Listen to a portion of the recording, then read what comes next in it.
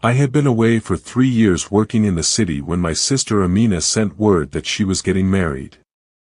The message came through a distant cousin who worked at the same construction site as me. He said the wedding was in 2 weeks, and that everyone expected me home. I was happy for her. Amina was the youngest, the one who stayed behind when I left to find work. She deserved happiness. The bus ride back took almost 8 hours. I watched the landscape change from concrete and noise to red earth and scattered homesteads. The closer we got to my village, the tighter my chest felt. Not from fear. Just that strange feeling you get when you return to a place that raised you but no longer fits quite right. I arrived in the late afternoon. The compound was busy with activity. Women were sweeping the yard, men were setting up canopies, and children ran between them carrying firewood and water. The air smelled like roasting meat and burning charcoal. Everything looked normal. Everything felt wrong. My mother saw me first. She dropped the basin she was carrying and rushed over, pulling me into her arms. She was thinner than I remembered. Her grip was tight, almost desperate. "You came," she whispered. "Thank God you came." Before I could ask what she meant, my uncle appeared. Uncle Musa was my father's younger brother, a serious man who rarely smiled. He looked older now, with new lines around his eyes. "We need to talk," he said. "Not here." He led me away from the compound, past the main house and toward the old storage shed at the edge of our land. My mother tried to follow, but he shook his head at her. She stopped, wringing her hands. Inside the shed, Uncle Musa closed the door. The light coming through the gaps in the wooden walls made stripes across his face. "When is the wedding?" I asked. "Tomorrow evening." "Then why do you look like someone died?" He was quiet for a long moment. Then he said, "Do you remember the old settlement?" I frowned. "The abandoned compound? Past the forest?" "Yes." "Do you remember why it was abandoned?" I had to think. It had been so long since anyone mentioned it. There was something about a spirit. A forest spirit that the families there had an agreement with. "Not just an agreement," Uncle Musa said. "A debt. Our great-grandfather made a promise to that spirit. Every generation, before the first child of the family married, there had to be a settlement. A ceremony. An offering." The shed suddenly felt smaller. "What kind of offering?" 7 white chickens. Palm wine poured at the base of the Irako tree. And someone from the family had to go into the forest at dawn, alone, and speak the old words to ask permission. Permission for what? For the marriage to belong to the living. My skin went cold. "What do you mean, belong to the living?" Uncle Musa rubbed his face with both hands. "Your father, he didn't believe in the old ways. When your older brother Peter married 5 years ago, I told him we needed to do the settlement first. He laughed at me. Called me superstitious. But Peter wasn't the first child. You were already working in the city, unmarried. So I thought maybe it didn't matter. Maybe the rules had changed. And Peter's wife died in childbirth. The baby too. You know this." I did know. I had come home for the funeral. But I had thought it was just a tragedy, the kind that happens sometimes in villages where the clinic is too far away. "That could have been anything," I said, but my voice sounded weak even to me. The midwife said she had never seen anything like it. She said Peter's wife kept screaming that someone else was in the room. That cold hands were pulling the baby away from her. When she died, her eyes were open, staring at the corner of the room. And her body was so cold, even though she had been burning with fever. I didn't want to hear more, but Uncle Musa continued. After the funeral, I went to see old Mama Kanda. You remember her? She knows the old stories. She told me that Peter's marriage was accepted by the spirit because he wasn't the first child. But she warned me. She said when the first child marries, the settlement must happen first. No matter what. I'm the first child, I said slowly. Yes. And Amina is marrying tomorrow. Then we do the settlement tonight. Right now. Uncle Musa's expression made my stomach drop. Your father already said no. I begged him. I told him everything. He said he would not waste money and chickens on foolishness. He said the wedding will happen as planned. Where is he? In town, collecting the last supplies. He won't be back until late. I looked at my uncle's face and saw real fear there. This was a man who had worked as a police officer for 20 years. He had seen terrible things. And he was afraid. What happens if we don't do it? I asked. Old Mama Kanda said the wedding will still happen. But it won't be for Amina and her husband. Then who? Uncle Musa looked toward the forest beyond our compound. The spirit takes a bride every generation. If we don't offer the settlement, if we don't ask permission, the wedding becomes the spirit's ceremony. And the bride. He couldn't finish. We have to stop it, I said. We have to convince father, or we postpone. The invitations are sent. The groom's family is already here. Your father won't listen. I tried. We stood there in the dimming light of the shed. Outside, I could hear singing. The women were practicing the wedding songs. They sounded happy. What do we do? I asked. Uncle Musa shook his head. I don't know. I keep hoping I'm wrong. That it's all just stories. But the way he said it told me he didn't believe that at all. That night, I couldn't sleep. I lay in my old room listening to the sounds of celebration already beginning. Someone was playing a drum in the distance. The rhythm was steady, almost hypnotic. I thought about Amina. About her smile and her laugh. About how she used to follow me everywhere when we were children. And I thought about the forest, dark and waiting beyond our compound. Something was wrong. I could feel it in my bones. The drums kept playing, all through the night. The morning of the wedding, I tried to talk to my father. I found him inspecting the canopies, making sure everything was perfect. He was in a good mood, laughing with the hired helpers, his shirt already damp with sweat even though the sun had just risen. Father, we need to discuss something. He waved me off. Later. Can't you see I'm busy? Your sister's wedding day is not the time for complaints. It's about the settlement. Uncle Musa told me.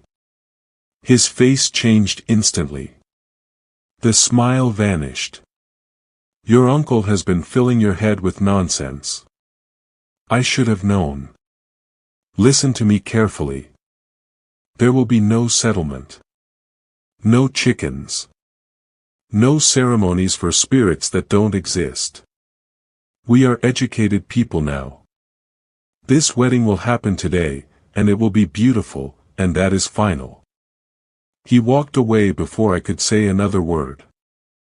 I found Amina in the bridal preparation room, a small house at the edge of the compound that the women had decorated with flowers and cloth.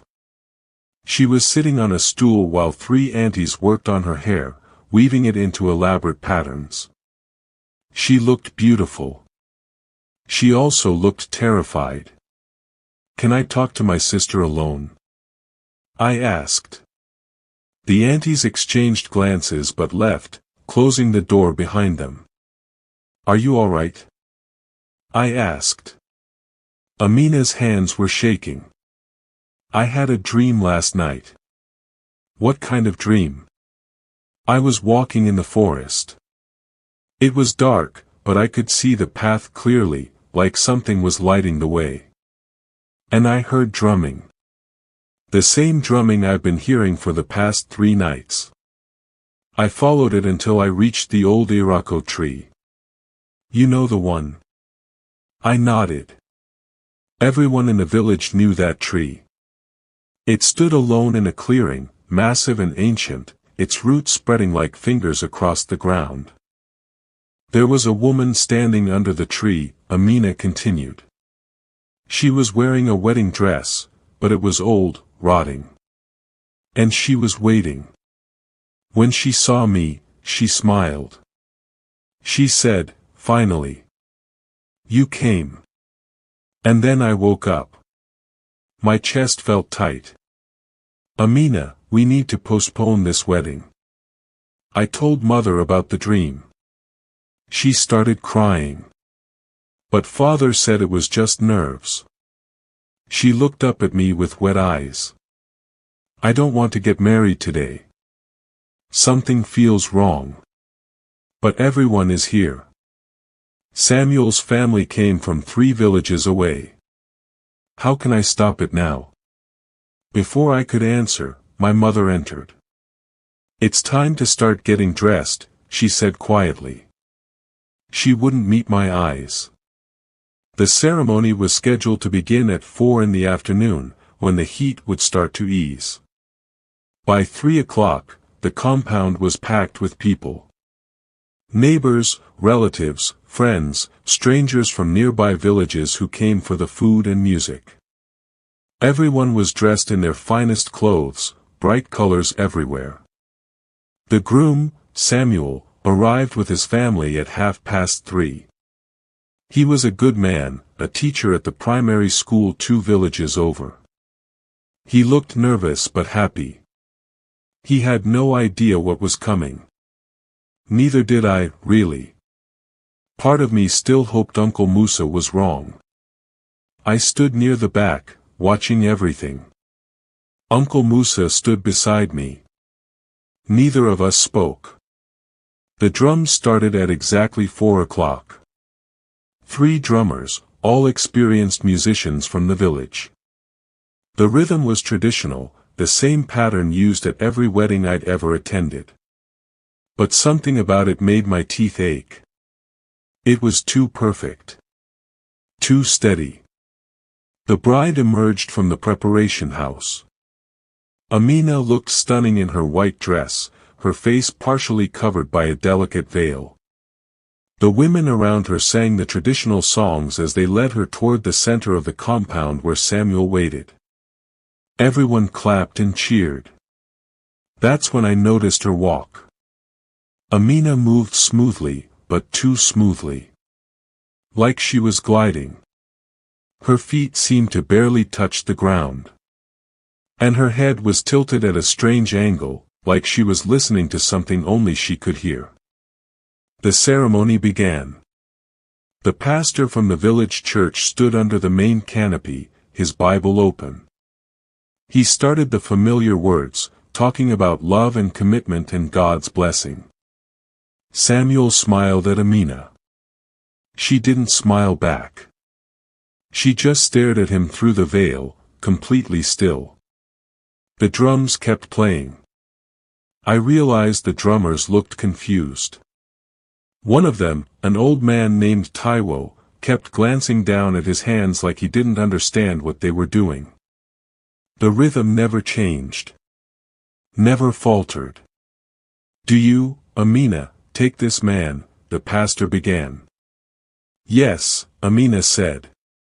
But it wasn't her voice. It was too deep. Too old. The sound of it made several people step backward. Samuel's smile faded. Amina?" She turned her head toward him, and even through the veil I could see that something was wrong with her eyes. They were too wide. Too dark. "The bride accepts," she said in that terrible voice. My mother let out a small sound, halfway between a sob and a gasp. My father stood frozen, his face pale.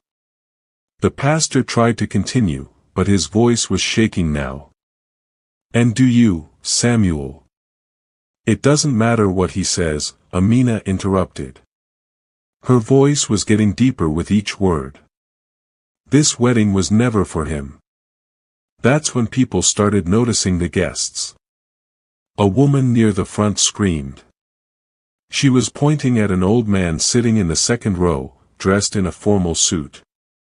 "That's my father," she cried. "But he's been dead for 6 years." Murmurs spread through the crowd. More people were recognizing faces they shouldn't have been seeing. A young man who drowned in the river. An old woman who died in her sleep. A child who never made it past his 2nd year. All of them sitting quietly among the living guests, watching the ceremony with hollow eyes. The drums got louder. Samuel tried to grab Amina's hand. "We need to stop this. Something is wrong." Amina's head snapped toward him with a movement that was absolutely not human. "Wrong?" she said, and now there were 2 voices coming from her mouth at once, her own, screaming underneath, and that other voice, ancient and cold, speaking over it. "This is the most right thing your family has done in generations. You forgot to ask permission. You forgot to settle the debt. So I came to collect what was owed." She pulled off her veil. Her face was still Amina's. But her eyes were completely black, like holes into nothing. And her skin was changing, becoming gray and cracked, like old wood. "Every generation," she said, "a bride is promised. Every generation, your family was supposed to ask first. But you stopped asking. You stopped believing. So now I don't ask either. I simply take." People were screaming now, trying to run. But the compound was surrounded. When I looked toward the edges, I saw figures emerging from the forest. Dozens of them. Some I recognized from old photographs. Others were too decayed to identify. All of them were walking slowly toward the ceremony, drawn by the drums that wouldn't stop. Uncle Musa grabbed my arm. "We have to get people out." But there was nowhere to go. The dead guests were standing now, blocking the paths. And Amina, or whatever was inside her, was growing taller, her wedding dress stretching and tearing. My father finally moved. He ran toward her. "Let my daughter go. Take me instead. Take anything." The thing wearing Amina's face looked down at him. "You had your chance to give an offering. You refused. Now the wedding will be completed. The bride will come with me. And everyone here will witness what happens when you break old promises." She reached out with hands that were no longer human and touched Samuel's face. He went rigid, his eyes rolling back. When she let go, he collapsed. He wasn't breathing. The drums played on, and the forest closed in, and my sister, somewhere inside that thing, screamed with a voice that was barely human anymore. Samuel's body hit the ground with a sound that seemed too loud, too final. His family rushed forward, but the dead guests moved to block them. They didn't touch anyone. They didn't have to. Their presence alone was enough to freeze people in place. The thing inside Amina threw back its head and laughed. The sound echoed off the compound walls, bouncing back at us from every direction. The drums pounded harder, faster, and I realized with horror that the rhythm matched the frantic beating of my own heart. "This is a wedding," the spirit said through my sister's mouth. "And every wedding needs witnesses. Every wedding needs celebration. Every wedding needs," she paused, her blackened eyes scanning the crowd. "Sacrifice." My mother broke free from the group of women and ran toward Amina. "Please," she sobbed. "Please, she's my baby. My youngest. Take me. I'm the mother. This is my fault too. I should have insisted." "Mother, no." I shouted, but I was too far away. The spirit considered her for a long moment. Then it smiled with Amina's mouth, stretching her lips too wide. "You would trade yourself?" "Yes. Yes, anything. Just let her go." "There is no trade," the spirit said softly. Almost gently. "The dead is specific. A bride from the first child's generation. She is already mine. But your offer. I accept it anyway." Before any of us could move, the spirit touched my mother's forehead with one gray finger. My mother's scream cut off instantly. Her body went stiff, her eyes wide and blank. Then she began to walk backward, moving in that same gliding motion Amina had used. She walked straight toward the forest. Toward the figures waiting at the edge of the compound. My father tried to run after her, but two of the dead guests stepped into his path. One of them was his own father, my grandfather, who had died when I was 12. My father fell to his knees. "Papa," he whispered. "Papa, please." My grandfather's corpse stared down at him with milky eyes. Its mouth didn't move, but somehow I heard the words anyway, felt them in the air like pressure. "You were warned. You were told. You chose not to listen." Uncle Musa was pulling at my arm. "We have to try the settlement now. It's not too late. We can still." "It's too late for proper ceremony," a voice said behind us. I turned to see old Mama Kanda. She had appeared from somewhere in the chaos, leaning heavily on her walking stick. Her face was grim. "The wedding has been claimed. The spirit has taken its place at the ceremony. But perhaps." She looked at me with ancient eyes. "Perhaps we can still save some of them." "How?" I demanded. "Tell me how." "The first child must offer himself to the forest. Must go to the Irako tree and speak the words that should have been spoken. It won't undo what's done. Your sister is lost. Your mother is lost. But it might satisfy the dead enough to let the others live." My blood went cold. "You're saying I have to?" "Yes," she said simply. "You are the first child. This was always supposed to be your responsibility. Your father's pride in your absence made this happen. Now you must face it." Behind us, more people were collapsing. The dead guests were moving through the crowd now, touching people at random. Everyone they touched went still and began walking toward the forest. I saw neighbors, friends, children. All of them with blank faces, all of them gliding toward the trees. The spirit wearing Amina's body was watching me. It knew. It was waiting to see what I would do. "If I go," I said to old Mama Kanda, "will it stop? Will it let everyone else go? If you speak the words correctly. If you offer yourself with full knowledge and acceptance. Then yes. The spirit keeps its bargains. It's humans who break promises." I looked at Uncle Musa. He had tears running down his face. "I'm sorry," he whispered. I should have done more. I should have stopped this somehow. It's not your fault, I told him. Then I turned to old Mama Kanda. What are the words? She told me. They were simple. Shorter than I expected.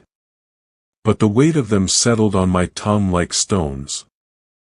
I started walking toward the forest. Toward the path that led to the old Irako tree. The dead guests parted for me. The spirit smiled wider. Finally, it said in that layered voice.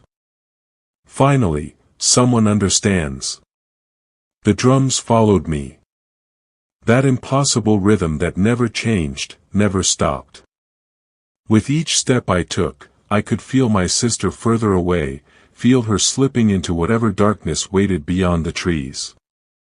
I could feel my mother there too, and Samuel, and all the others who had been touched. The forest was darker than it should have been. The sun was still up, still bright in the sky, but under the canopy everything was twilight. The path was clear though, lit by something I couldn't name. The same light from Amina's dream. I walked for what felt like hours but was probably only minutes. Time felt strange here, stretched and compressed at once. The Irako tree stood in its clearing, exactly as Amina had described. Massive. Ancient. Its bark was almost black, and its roots spread out like a dark net across the earth. There were things hanging from its branches. At first I thought they were fruit. Then I looked closer. Bones. Hundreds of bones, tied with rotting cloth and vine. The remains of other offerings. Other debts paid and unpaid. At the base of the tree, I saw her. The woman from Amina's dream. She wore a wedding dress that had once been white but was now the color of old paper, stained and torn. Her face was beautiful and terrible at once. She had been waiting a long time. You came, she said, and her voice was the same one that had spoken through Amina. I came, I replied. My voice only shook a little. Speak the words. I knelt at the base of the tree. The earth was cold beneath my knees, cold in a way that had nothing to do with temperature. I spoke the words old Mama Kanda had taught me. The old language, the one our great-grandfather had known. I asked permission for my family's marriages. I acknowledged the debt. I offered myself as settlement. When I finished, the forest was absolutely silent. Even the drums had stopped. The spirit bride walked closer. She smelled like earth and decay and something else. Something like wedding flowers left too long in a closed room. Your sister fought, she said conversationally. Inside her mind. She fought very hard. Screaming. Begging. But she's quiet now. My hands clenched into fists. You said you keep bargains. I spoke the words. I offered myself. Let the others go. The others? She tilted her head. The living ones, yes. They can go. The dead is settled. Your family may marry without interference, from this generation forward. But the ones I already touched, your sister, your mother, the groom, they are mine. They came to my wedding. They witnessed my claim. They stay. That wasn't the bargain. That is exactly the bargain. Old Mama Kanda knows. She told you what you wanted to hear so you would come. Because someone had to come. Someone had to finally settle this. And now it is settled. She smiled. You may leave. Go back to your compound. The living guests will wake up confused, as if from a dream. Your father will weep. And you will carry this knowledge the rest of your life. You will make sure the next generation remembers. That is your burden. No, I said. No, I won't leave them. You have no choice. The words are spoken. The offering is accepted.